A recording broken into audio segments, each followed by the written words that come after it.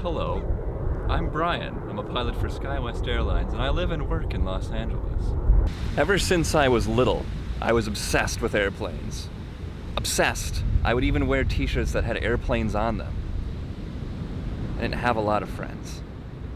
Now, in spite of all that, I didn't go through life thinking, oh, I'm going to be a pilot. I went to college for something completely different. Then I went to film school.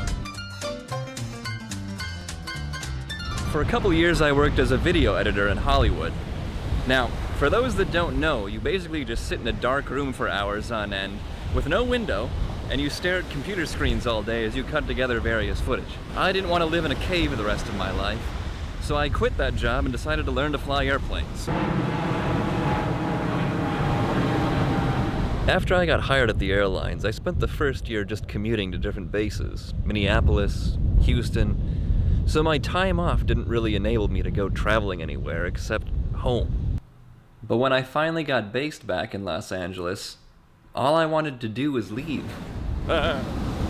Because of my film background, I like to travel with some solid camera gear. In fact, it's pretty rare to see me in front of the camera because I enjoy being behind it.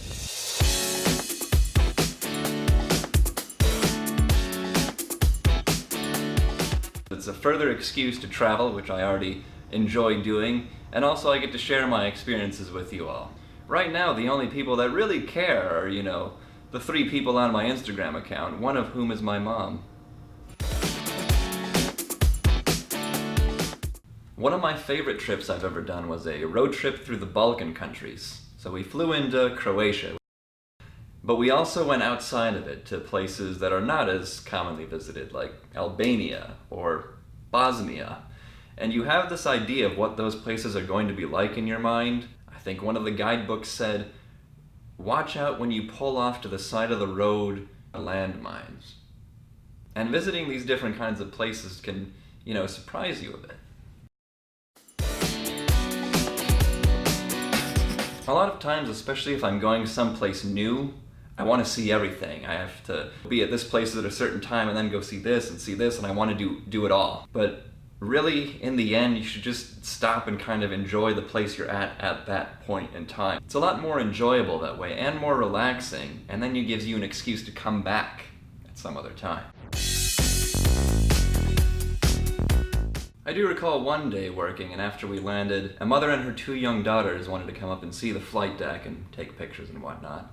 I'm usually very awkward with children, so we'll start off with that. I usually don't know what to say once they actually get up there. I'm just like, lots of buttons. But the younger girl, who was maybe 5 or 6, started talking about dinosaurs to me, and she said, I really like the Ankylosaurus and the Brachiosaurus. Her older sister said, oh my gosh, he's a pilot. He doesn't care about dinosaurs. But I did. And I said, I quite favor the Stegosaurus myself.